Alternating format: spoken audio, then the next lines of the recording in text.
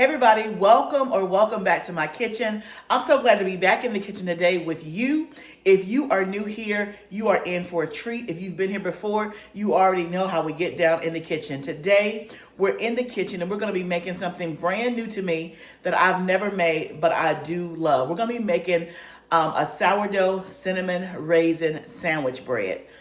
Y'all, don't that sound good? Now, I probably should have done this in the fall or winter. It's spring, but you know what? Good food is good food. It can still be eaten very, very well, even though it's March. But it does sound like really cozy, like it would have been really nice when the weather was cold. But you know what? For some of you that are watching this video, it is still cold where you are. So you may want to take on this recipe, but I'm a firm believer good food is good food any time of the year. So I'm excited to try this with you today, a sourdough cinnamon raisin sandwich bread. So you guys know I am all about learning how to cook more from scratch, how to be more sustainable, making bread, sourdough and non-sourdough. I just got into freshly milled bread with my grain mill, doing all the things. And so on this channel, sometimes we take a break from the outside garden and come inside the house.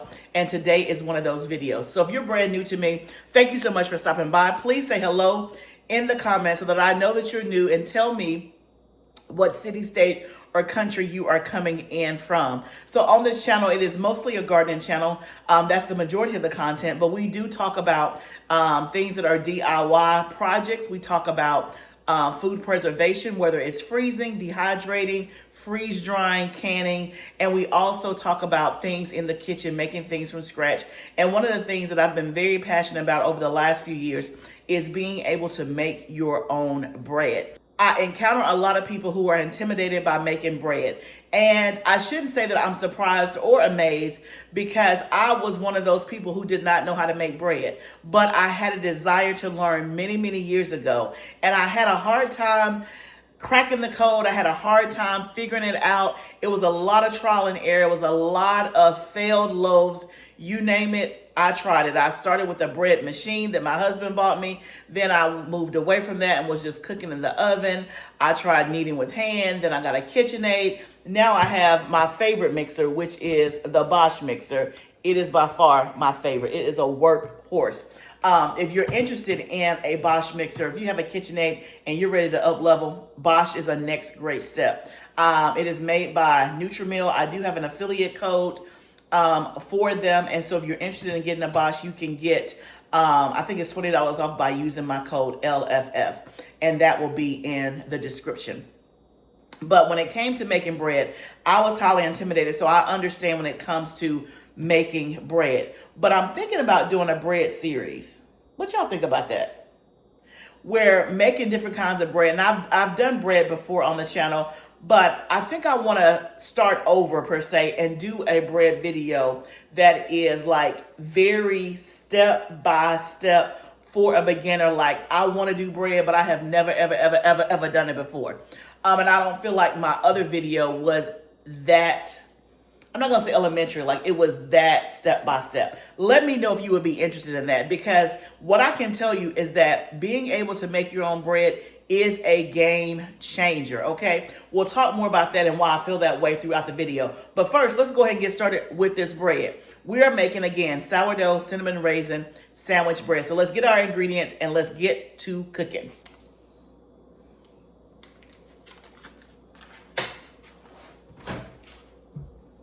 Okay, so we got our butter melting.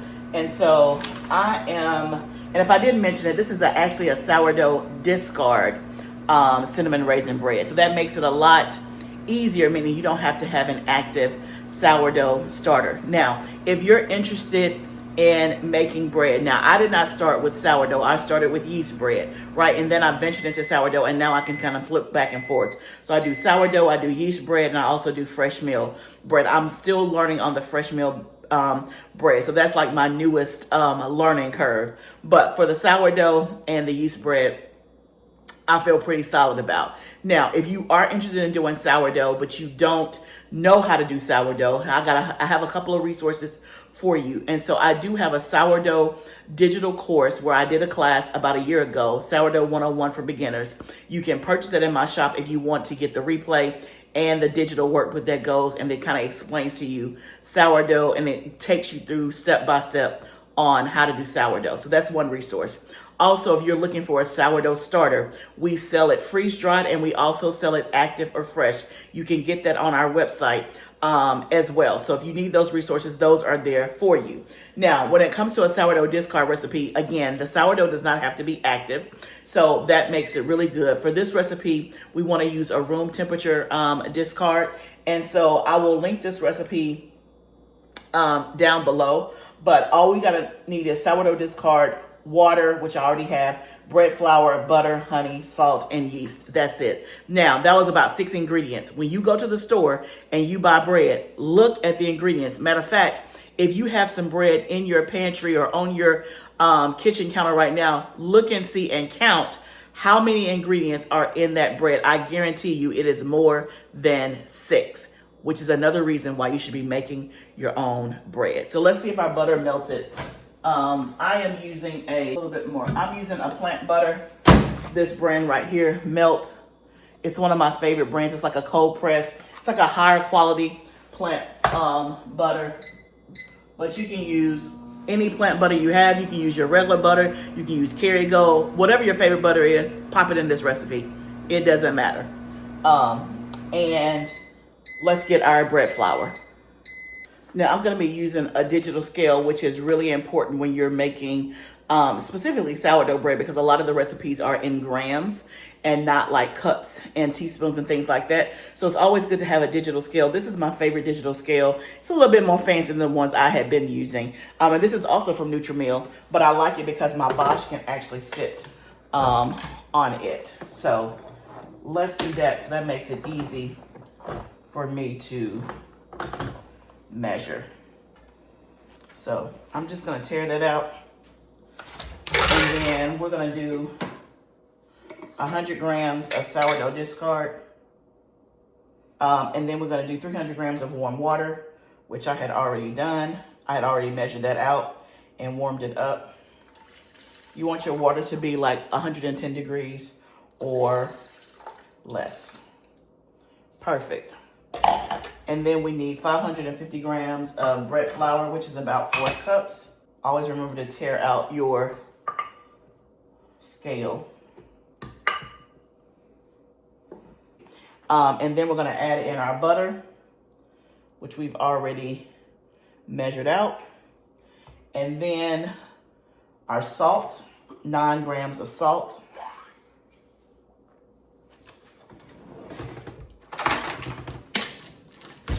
Which is usually 1.5 teaspoons. Okay, perfect. And then we need 7 grams of instant yeast, which is about 2 teaspoons. Tear it out. Okay, perfect. And we're using instant yeast, in case I didn't say that. And then we need honey. We're doing 25 grams of honey, which is about a tablespoon. All right. Then we can put our thing in here so we can start mixing. So we don't need the scale anymore right now. So we'll add this.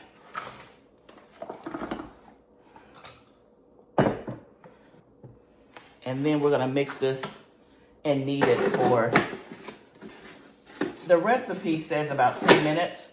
A lot of times the recipes are talking about traditional stand mixer, which this is a stand mixer, but it's way more powerful than a KitchenAid. So if it says 10 minutes, I usually like to start to check it around 7 or 8. Sometimes it may take 10 minutes depending on the temperature of your house, but we're just gonna turn this on and let it knead until it forms a dough. One of the things I did mention is that we're going to be able to make this loaf in like 2 hours and maybe 2 hours and 15 minutes. Because we're using a sourdough discard, the sourdough does not have to be active, and we are using instant yeast to help with the rise time. It's going to come together quick. So using a sourdough discard recipe gets you a couple of things. It gets you the taste and the flavor and the benefits of sourdough, but when you add the yeast to it, you're going to get a quicker product instead of having to do it overnight. So great option. While we're waiting for our bread to knead, I want to show you the newest addition to my kitchen. I want to thank the sponsor of this video, Simpur, who just sent me a wonderful, magnificent water filter. I cannot wait to show you. So let me show you my new water filter. So let's unbox our brand new water filter. So this is my second sense. The first one I got probably about 9 months ago, and we absolutely loved it. But I gifted it to my daughter. You guys know that she moved to Florida. It was her first apartment, so I gifted it to her.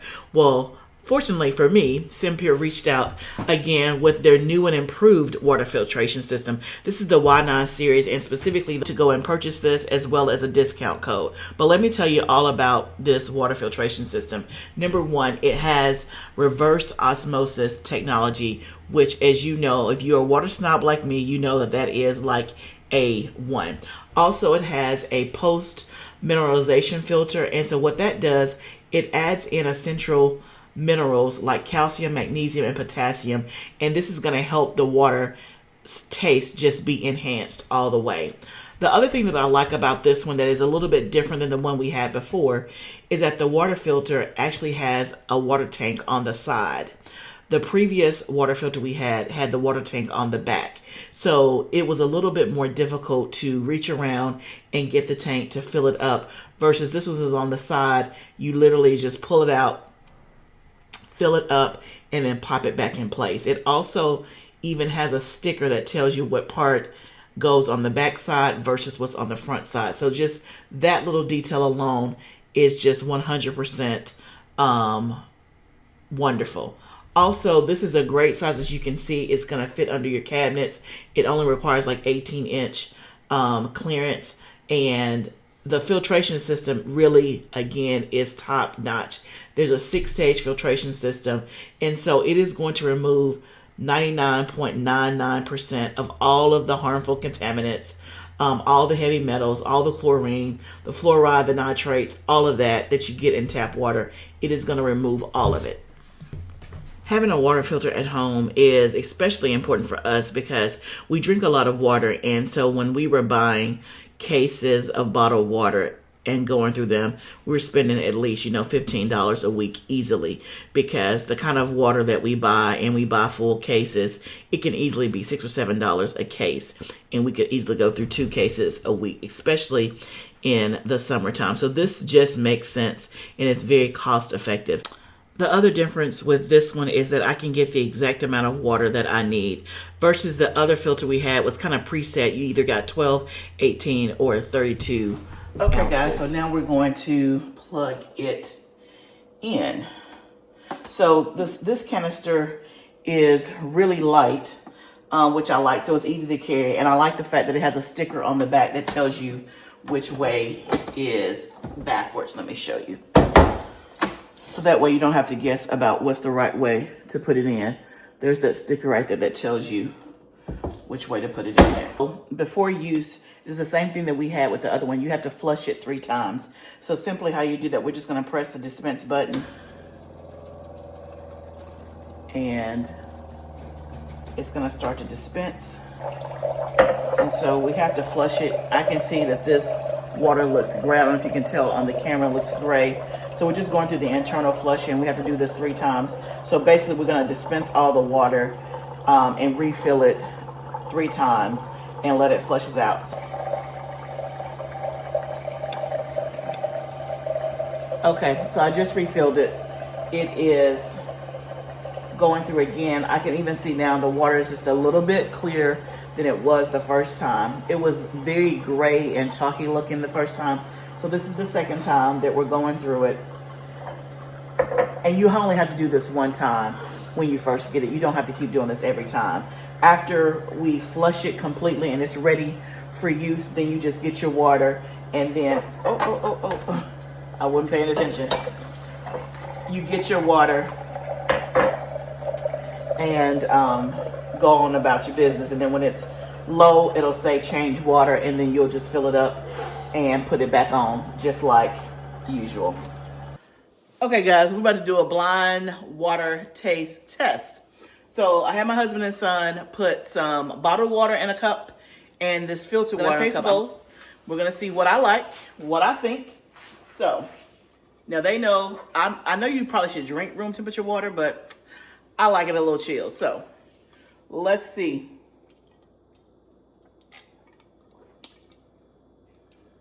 It's good.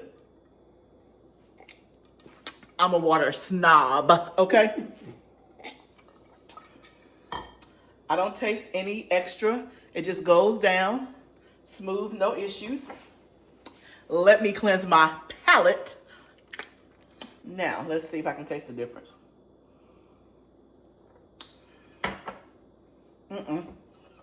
It's right here. This is good. Which one is this? Is it Aquafina? No. Oh, is this one? Yeah. This is good. This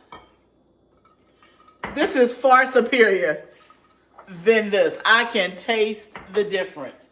And I like Aquafina. Like if I'm gonna use bottled water, like it's not up there it's probably in the top 5, number 5. So that's kind of like what we buy because it's affordable and all that when we do buy bottled water. But I never drink the bottled water unless I'm going out. I always just drink the filtered water from the refrigerator. This right here is good. That's real good. Yes, indeed. So definitely go to the link in my description and get you one of these water filters. Okay, y'all, so it's been about 7 minutes and I checked it and it looks like it's perfect and ready to go. So let me show you what it looks like. So you can see that the dough has formed into a dough ball. It has pulled away from the sides. I'm touching it and it's not leaving any residue on my hand. So it should be smooth. It's gonna be tacky. So it's gonna be smooth and tacky, but it shouldn't be overly sticky. So that's what you want your dough to look like. So we're gonna let this rest for about 15 minutes and then we're gonna work on the next step. Okay, so I set a timer for 15 minutes. So the next step is I boiled a cup of water. I'm gonna pour this in a bowl and this is what we're gonna soak our raisins in, which is the next step. So we need a half a cup of raisins, which is about 100 grams. And then we need a teaspoon of vanilla extract. So that's gonna go in the boiling water. We're gonna let them soak. When you soak the raisins, it allows the raisins to adhere to the dough more easy. And it's gonna kind of blend in with your sandwich bread versus it being like, oh, I just bit into a whole raisin and it's chewy and it's not part of the bread. So let me get the raisins. We're gonna put those in here and let those soak while the bread is resting. On this particular day that I did this, it was a very dreary day outside and we even had severe thunderstorms. So it was a nice project to be in the kitchen all cozy and dry. I love trying new things in the kitchen, but I have to feel kind of, one, like I have the time, like I'm inspired. I don't do it as much as I would like just because I'm always extremely busy, but I'm glad that I took the time on this day to venture into something new by making this bread. And one of the things, like I'll see recipes on Instagram or at somebody's house, I'll get a recipe. And so I always have like a collection of recipes in my head that I want to try whenever I get the time or have the opportunity. And so this is one that I saw like maybe 2 weeks ago and I cataloged and was like, oh, I'm going to make that. And so it was definitely on my list. So this particular day felt like a good day to do it. And when I looked at the recipe, it was only going to take a couple of hours. So that's the beauty of using a sourdough discard recipe and not just a full sourdough. You don't have to wait for the overnight and all of that. And it can still get the benefits of sourdough, but you don't have to wait eternally for the bread to be done. Okay, so the 15 minutes is up of letting the dough rest. And so what we're gonna do first is drain our raisin mixture, dry them.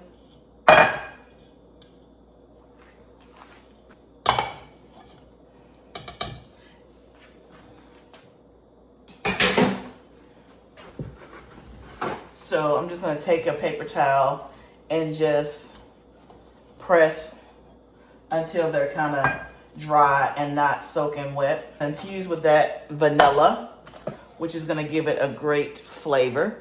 And then the direction says, you know, drain and dry the raisins and then pour the raisins on top of the dough. So I'm going to take my little thing out here and then we're just gonna put our raisins on top of the dough. Take this off so I can work with it a little bit better and you can see. And so basically it's just saying to press the raisins in the dough and then just lift and fold. So basically all we're doing is incorporating the raisins into the dough so that they're all mixed in, they're not all in one spot and all of that. So a lot of times when you're doing sourdough, they have something called stretch and folds.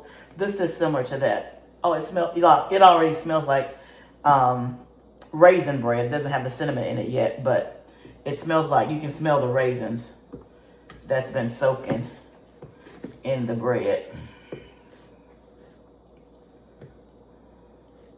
So I'm just trying to get the raisins all throughout, that hopefully we can have some, if they're not every slice, and most of the slices. And I didn't want a ton of raisins. It called for, what was that, a half a cup of raisins. I probably did a little bit more than a fourth and a little bit less than half. So kind of right in the middle, just because my husband doesn't like raisins that much. Although I've seen him eat cinnamon raisin bread that we've gotten from the store. But just eating a plain raisin, he doesn't like raisins. So I try not to do as many raisins just so that it's not overpowering for him. But obviously if you love raisins, you can put as many raisins as you want in here and double it up. And so basically as I'm doing this, I'm also kind of kneading the dough as well. The dough is a little bit more sticky now because we've added the raisins. You can always wet your hands. But as we're incorporating these raisins, the dough is getting smoother and smoother. You can kind of see what that looks like. So now we're gonna let it rise until it's double in size. So that might take anywhere from 45 minutes to an hour, depending on the temperature in your house, the humidity, and all of that. So I'm just gonna cover it up and let it do its thing. I'll bring you back when it has risen and doubled its size. Okay guys, I forgot that I had an appointment that I have to get to, but it has doubled. So we're going to take this out. I'm doing a little bit of flour just so that my hands are not sticky. We're just going to roll this out. And a lot of times I do it with my hands, but in case you're new, I don't want you to be intimidated. We're gonna just roll this out into a rectangle as much as possible. The dough is soft. You want to get rid of the air bubbles. The air bubbles will, getting rid of the air bubbles will make you have a tighter crumb. That's like how the bread comes together. Sometimes it's hard to get into a rectangle, but as close as you possibly can. And then we mixed in cinnamon, sugar, and flour together. So I'm just gonna spread this all along the dough. And I'm leaving like an edge. It's very similar. If you've made cinnamon rolls before, you know how you spread the cinnamon mixture all throughout, but you kind of leave a rim, meaning you don't take the cinnamon all the way to the edge. So that way you can seal it up pretty well. That looks so good and smells so good. Now, I couldn't find my paste. Let me see, look, one more place. Okay, I couldn't find my pastry brush. It was saying to take a pastry brush and go along the edges with some water. That's just gonna help it seal. I'm just gonna use my fingers because I'm pressed for time now. Because I have an appointment, but I should be back right when it's ready to go in the oven. Okay, then we're just gonna roll this up. So there's many methods of rolling. I'm just gonna roll it up as if it were like a cinnamon roll log. I'm gonna roll it up. Then I'm just gonna tuck in the ends. I used to be so intimidated by this part, but y'all, you really cannot mess it up. Now I know that sounds easier said than done when you haven't done it, but the more and more I make bread, you go by how the bread or the dough feels.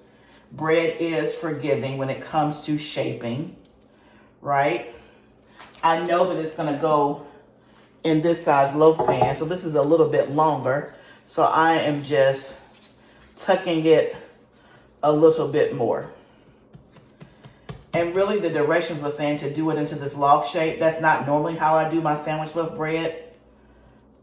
I was doing it for the recipe's sake, the way it said, because I know that one of you guys is gonna get the recipe and say, oh, well, that's not what she did. So I try to do it as the recipe says. Because again, if you're new, you can get in your kitchen and just fall apart because it's not exactly like what you saw. But normally when I do my sandwich bread, I just kind of fold it in thirds and roll it up that way. And to me, it's a lot easier. But again, I did it this way just because that's what the recipe said. But that's not usually what works for me. I'm trying to flatten it out so that it's at least even across. You don't want one side bigger than another. So I'm gonna like stitch it together. So like just make sure that it's fully stitched together so that it's nothing is seeping out, and just so that you have a smooth surface. So just imagine if you were sewing or stitching something together. You're just bringing the dough up together like this. You can see that we have that, and then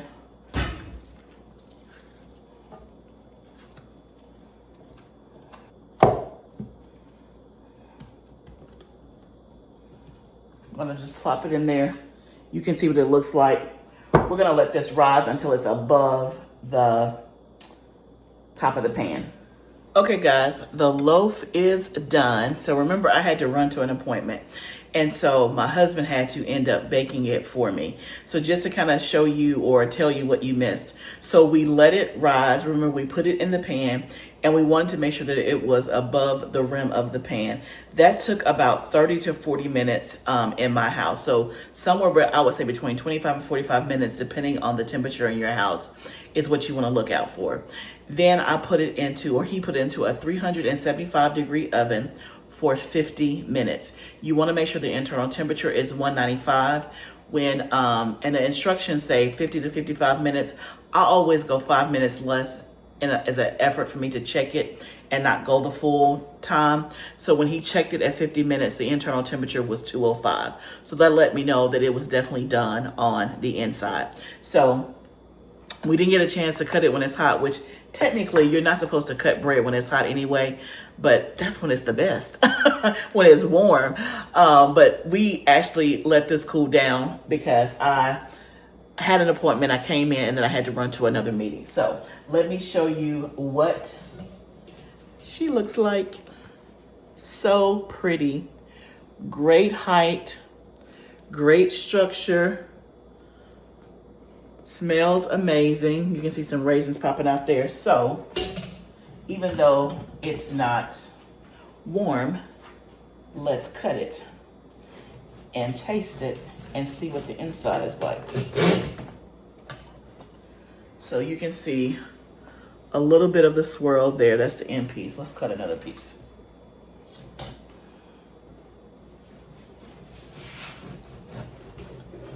Here we go.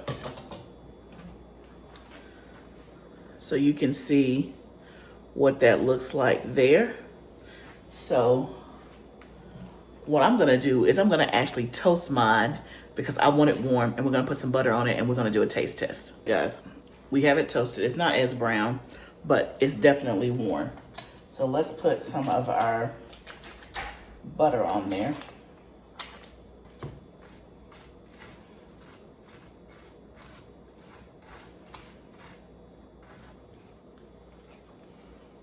You can see what it looks like. Now let's try it.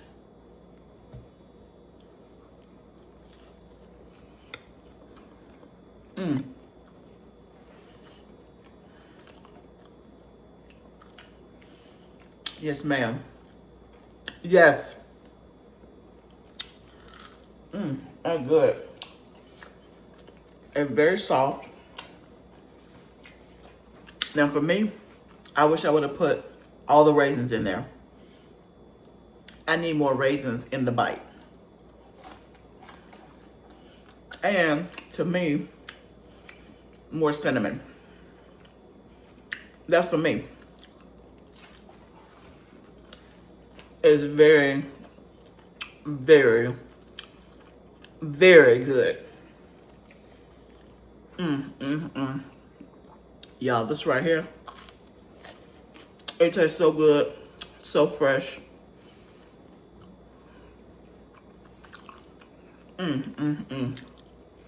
So good. So I've already had 2 raisins. I'm eating half. And I think there's 2 raisins left. I will be good with like 3 or 4 more raisins left. And more cinnamon. I want the cinnamon to be more pronounced.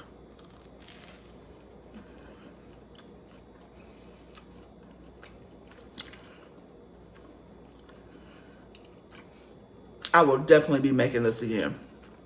Let me finish eating this. I'm gonna come back and talk to you. Okay, I ate my piece. I gave hubby a piece. He approves. He agreed. More raisins, more cinnamon. He said, I do eat cinnamon raisin bread. And I thought that he did. But just to be on the safe side, I only did half of the raisins that it called for, just so that he wouldn't have to like not be able to eat it. But for sure. So what we're gonna do different next time. Number one, we're gonna double the recipe so we can have 2 loaves instead of 1, because this right here, this is gonna be gone in a couple of days, for sure. So we're gonna do that, number 1. Number 2, we're gonna add in the amount of raisins it calls for, and maybe 1/4 of a cup more, because like I want more raisins, and that's kind of what gives it its sweetness. And then number 3, I'm gonna add more cinnamon. Now, on the cinnamon, I eyeballed it. I did measure it. So I could not have had the right amount of cinnamon in there. It asked for a tablespoon, and I didn't measure. I just kind of eyeballed it. So I'll measure just to make sure. But if that's a tablespoon, I know what it looked like on the thing, then I will add more. So those are the things I'm going to do different. Double the recipe so I can have 2 loaves. Add the amount of raisins that it calls for, and then more cinnamon. But y'all, the structure is amazing. So like it's soft on the inside, but it's structured. It's not hard, but it's like firm. Like it's a good, solid piece of bread. Oh my goodness. The texture is out of this world. It's absolutely amazing. That would be an amazing gift. Like if you have a new neighbor that moved into your neighborhood, that'd be an amazing gift to give, or a new mom, or a get well, because it's not overly sweet. And to me, you can still have it with breakfast. I don't know that I would do it for a sandwich, but you can have it as toast. You can have it as a snack. Like it's just an all around great piece of bread. That is definitely added to the repertoire. So I can now say I've made cinnamon raisin bread. And obviously there's a version without sourdough. So if you don't want to do sourdough, then you don't have to do that. You know, you can just do cinnamon raisin bread. But y'all, so easy. And this is what I'm saying. Once you learn how to make bread, it opens up so many doors, because you're not just learning how to make sandwich bread. You're learning the art of working with dough. So that translates into pie crust. That translates into cookies. It translates into cinnamon raisin bread. It translates into bagels, into muffins, because learning how to work with dough is really the key. That's the gold, not necessarily knowing how to make a sandwich bread loaf. Okay, so I cannot encourage you enough. What I want to know from you is, if you have never made bread before, number 1, are you interested? And number 2, tell me what part is intimidating, or what is it going to take for you to go over the precipice and actually try? Is there anything that I can do that's going to help push you over the edge. I feel so strongly about this. I want you guys to know how to make bread. It will help your self-sustainability go through the roof because you can provide for your family in a way that others cannot. And one of the things, when there's a storm or when there's some type of crisis, bread and milk are the first things to go out of the store. How nice would it feel to be able to make your own bread? And then number two, y'all, we used 6 ingredients. The bread in the store has like 25. It just makes sense. And again, yes, there's a learning curve. Yes, it can be intimidating, but what I can tell you is that it is possible. It is possible. So let me know in the comments where you are in your bread journey, what your thoughts are. Talk back to me in the comments. Let me know if you have any questions about what we did. Also, I cannot stress enough, if you need a water filter at home, I highly recommend the water filter that we showed in this video. We are loving it, loving it, loving it. So look in the comments. There will be a description, a link, and a code for the water filter. So let me know if you have any questions. I cannot wait to see you guys in the next video. Remember, y'all, all of this is a journey. I did not learn this stuff overnight. I am learning. I'm trying every new time. And now I just added something to my skill set that I did not have before. So remember, it's a journey, but let's do it together. I cannot wait to see you in the next video. Bye for now, friend.